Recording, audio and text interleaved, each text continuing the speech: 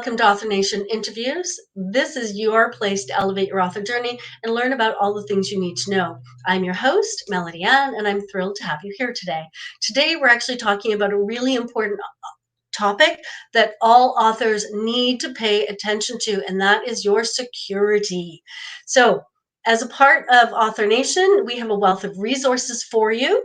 Go check them out at authornation.com. Whatever stage you are in, we have something for you. All right, this is a really important topic. Let me introduce our guest, Teresa Payton, President and CEO of Fortalice Solutions, established in 2008. She has been seen on CBS Hunted, The Secret History of the White House, and many more. Teresa Payton had made history as the first female to serve as White House Chief Information Officer and currently helps public and private organizations protect their most valuable resources. And your book is one of your most valuable resources. As one of the nation's most respected authorities on secured digital transformation, Teresa Payton is frequently requested to advise boards of the Fortune 500, CEOs, and technology executives. Let's welcome Teresa. Hi, Teresa. Welcome today. Hi, how are you? I've been looking forward to this conversation. Oh, me too. And so back a little while ago, you wrote a book called Manipulated. I love that title, by the way. Can you just talk a little bit? So, and then you've relaunched it. So can you just talk a little bit about, the original book, the impetus, and then the choice to relaunch it to do a second edition? Sure, absolutely. I realized back in about 2014, 2015 that with the advent of big tech and social media and all different types of technologies and tools, that as a whole, that technology was a great way to reach out to people, to stay in touch with people. I met a lot of researchers that way that I wouldn't have met any other way. But at the same time, I started to see where, unfortunately, people masquerading as people, pretending to be citizens of certain countries, were, to use sort of my great grandmom's expression, stirring the pot, if you will, trying to get people to argue and disagree with each other. And so fast forward, I thought, I'm seeing play out sort of these mini propaganda campaigns happening on social media and big tech. And I was very concerned that it would spill over into how we all speak to each other, social discourse, and that it could actually impact how people voted in elections, or maybe even people thinking my vote doesn't matter at all and not showing up and voting, which is actually a terrible idea. We all need to be voting. And so I talked to my book agent and I said, I really want to do this book. Here's why. And she said, well, it's really important with a book like this. It's nonfiction. What's the fix? And I said, there is no fix. And she goes, well, that's depressing and nobody's going to want to read that book.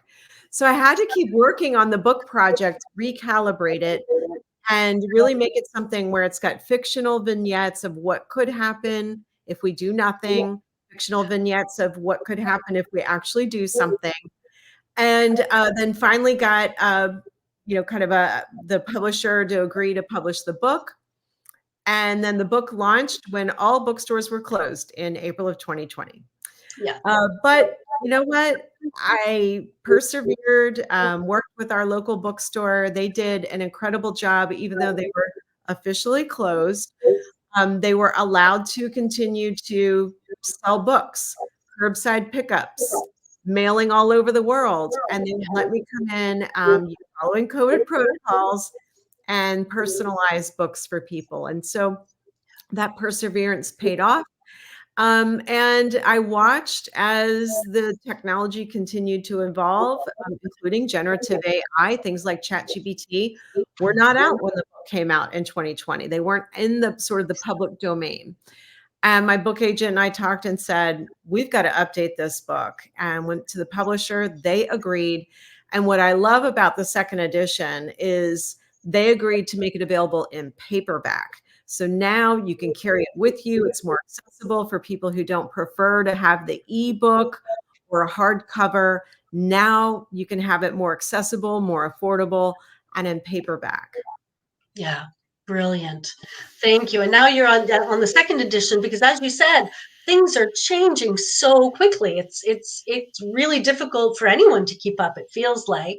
Um, what you mentioned fictional scenarios, but you also did some interviews. In fact, you had some exclusive interviews. Do you want to tell us a little bit about the interviews you had that wowed you, how you got them, and maybe what advice you might give other authors seeking that same opportunity? Sure. So for those of you who have not read the book yet, there is a chapter towards the middle of the book called Hacker X. And the way I found Hacker X was I just went to my social media platforms. I went to LinkedIn, Instagram, Facebook, Twitter, now called X. And I said, if you believe you have been victimized by a manipulation campaign, or if you are an owner of a manipulation campaign and you would like to talk to me, I am creating this book. Here's my purpose. If you would like to be anonymous, you can reach me through a handler. So I just kind of posted it and put it out there. And I will admit, I had probably over 1,000 people who it just wasn't going to work for me to talk to them for the book for a variety of different reasons. They were not a good book, a good fit for the book's genre. However, I had somebody who I actually know and trust, and he had reposted it. And someone came forward to him and said, my identity cannot be revealed to Teresa. You obviously know me and know my identity, and I want to tell my story. So what an example I would tell authors, like, don't give up hope, put yourself out there. You're going to have to kiss a lot of frogs until you get to the frog that might become the prince. And some of those frogs might actually be toads. So just be careful, and protect yourself when you are talking to people. But that really created, quite a bombshell chapter in the book. I have never revealed Hacker X's identity. He did eventually reveal his identity, but I don't talk about him and his name because I feel like I've got a lifetime sort of non-disclosure not to talk about the person who is behind Hacker X. Then for the update of the book, I thought, so much has changed, and yet so much is still the same. Human nature is the same. Unconscious confirmation bias, looking for things that we feel like we're alone in our thinking and we just want to be confirmed that we're not wrong. Um, People who think about creating deception tactics to either try to get you to see their point of view or win you over to their side or just get us arguing with each other. And I thought I really need to talk to somebody who was considered a global expert at doing this, who is a good person now, and can really sort of unpack for people the psychology of doing this, no matter what technology is hot and what's not. And Yeah. so I reached out to a longtime friend of mine, Frank Abagnale. Many of you may know the Hollywood version of Frank from the Catch Me If You Can movie. I know the real Frank, and he is an amazing person who gives back his time constantly to the FBI, invests in young people, making sure that they don't fall down the trap in the path that he did based on what happened in his childhood. And it's just a fascinating interview. And I decided it was so important to set the stage for what's at stake now. It's actually in the prologue of the second edition. So that would be my other advice for authors. If you're doing an updated edition of your book, grab people on the first page. And can you get an exclusive interview with somebody? And if you don't already know them, like I know Frank, think about the methodology I use to meet Hacker X, and that could play out well for you. Yeah, I love that. Thank you. I hope people are inspired by that, because no one will ever say yes if you don't ask, right? And honestly, it's about building relationships and getting to know people until you know them well enough to get a yes. Okay, so I want to talk about, um, you know, authors think about the dangers, usually around copyright. Somebody is, how many clients have come to me and said, somebody's pirated my book. Mm. So that's where authors usually focus their attention or focus their fears on what could possibly happen. Could you talk a little bit about uh, what authors might face in today's digital landscape? Sure. Obviously, if you are talking to people off the record, you've got to protect your sources. Mhm. If you are creating a new way of thinking about a problem, whether this is a fiction book or a nonfiction book, sort of that unique thinking of yours is intellectual property. And hardly anybody writes old school on a typewriter or on a notepad anymore. You're typing into something, you're typing on a computer or a tablet, you're putting it in a document. And then, of course, you're worried about a computer crash or a hard drive crash. So you're backing it up to where? The cloud, most likely. And so all of those things which give you easy access to what you're working on, makes you a more productive author, make sure that you have a backup, also puts you at risk for theft. So what I would just say is the platforms that you use to store your backups, just do your homework, read the terms and conditions, look at what other people have said about these platforms. Are they considered secure? Think about having unique and strong passwords and maybe even per project that you're working on, have a password for that project. So if somebody does get access to your files, it might be harder for them because they're not going to know the password to open up your files. So Yeah. that can be a great way to protect you, online and offline. And I think the other thing to be thinking about is I get asked this all the time. Can I have a PDF of your book because I want to review it? I want to do this, I want to do that. And I think you just have to make a decision of, do I know you? Do I know somebody who would vouch for you? And yes, it's really important to me to get the word out on the book. And it's really important for book sales and to help people in the end. That's why we write books, right? Is for people to help people. And, you just need to vet them and really think about, would they accidentally or intentionally actually share that with somebody that you haven't had a chance to vet? So those can all be things that you can do to protect your intellectual property, your ideas, and your files itself, as well as if you're talking to sources off the record, protecting that information as well. Yeah. I know that some authors, when they send out an ARC or an advanced review copy, they put advanced review copy across the page, very light, like I forget what you call them now, but like a A light stamp. watermark. Thank you, a watermark. Thank you for that word, a watermark. Is that helpful if you're sending out a PDF, or can they just remove that? That can be helpful. The other thing you can do is you can also have a friendly reminder page at the beginning and at the back that this is the exclusive property of this author and this publisher, if you have a publisher. And if you would like to reproduce any or all content, you need to get the written permission from the publisher and the author.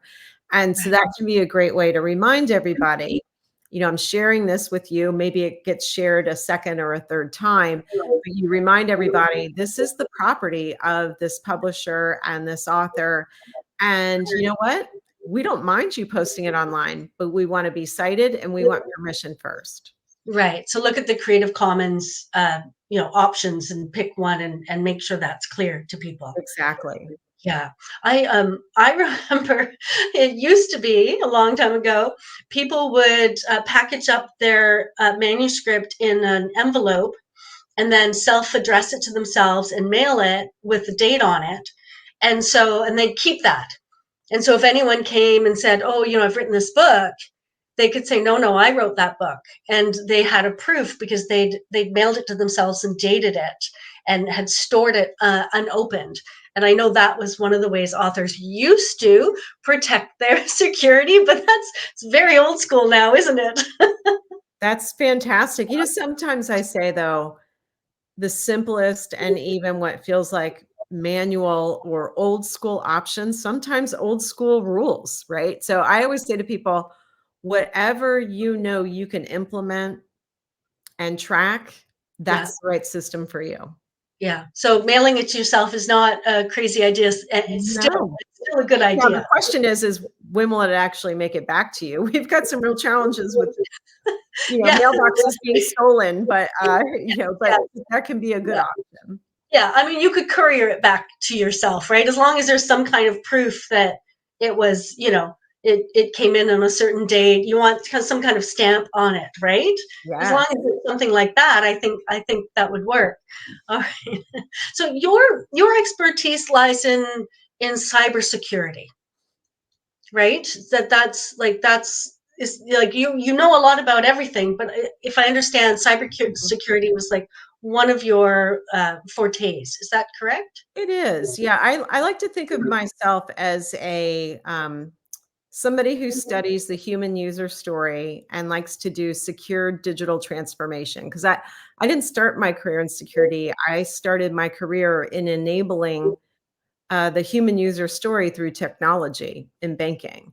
And now I Oh, have a specialty in cybersecurity and privacy and really thinking about how will technology be misused? Because technology in and of itself is not bad. It can be an amazing enabler of so many great things. But when it's in the wrong hands and they have the wrong intent and it is misused, then technology can be a real problem for all of us. And so, yeah. yes, so cybersecurity is my specialty, but I like to think of myself as somebody who studies the human user story and then figures out how can I enable and make your life better with technology? And oh, by the way, make sure you're secure and private and have confidentiality. Brilliant. Thank you. And so, based on that, I know, and myself included, we're all incredibly busy. And I remember once I went to a talk on security, and they gave you this whole list of things to do. I'm pretty sure I didn't complete the whole list because, of course, I was busy. So I want to know from your perspective, what advice would you give authors? We live busy lives. We intellectually know security is important, but until our friend has been absolutely ruined by manipulation, sometimes we just don't do what we should do. What would you say to that author?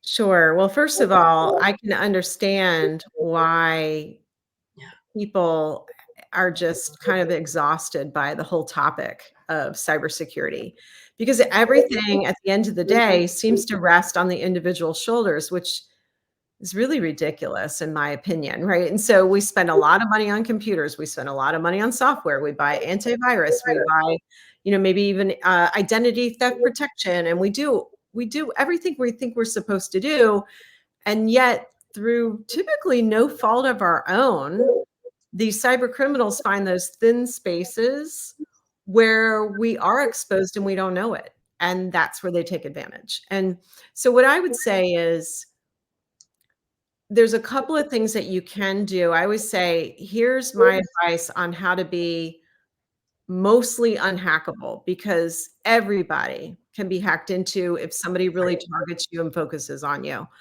So, the best way to be mostly unhackable is think about your email accounts that you use. Those typically are tied to your bank account.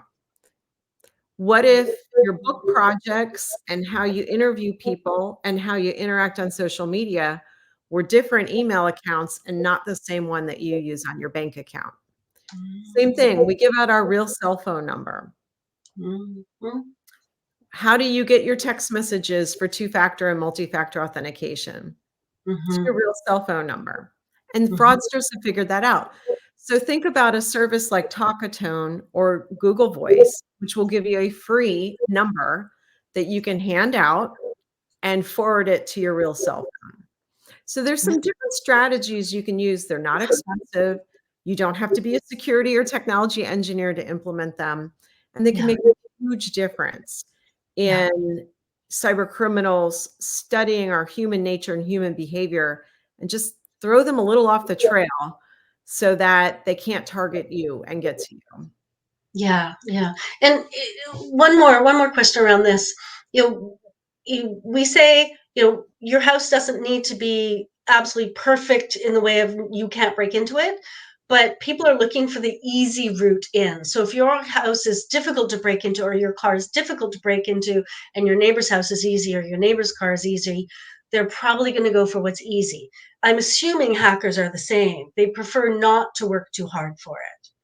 Yeah, I mean, typically, as long as you don't taunt cyber criminals and fraudsters. So if you think about it, I won't name the product. I don't like to victim shame, but there was one particular product where at one point the CEO of the company was like, I believe so much in my service. Here's my social security number on the side of a truck. And somebody came after him. And so I always say, like, try not to taunt cyber criminals and fraudsters into targeting you. But I think a couple of other things for people to think about doing, because you're right, a lot of times some of this is semi-automated.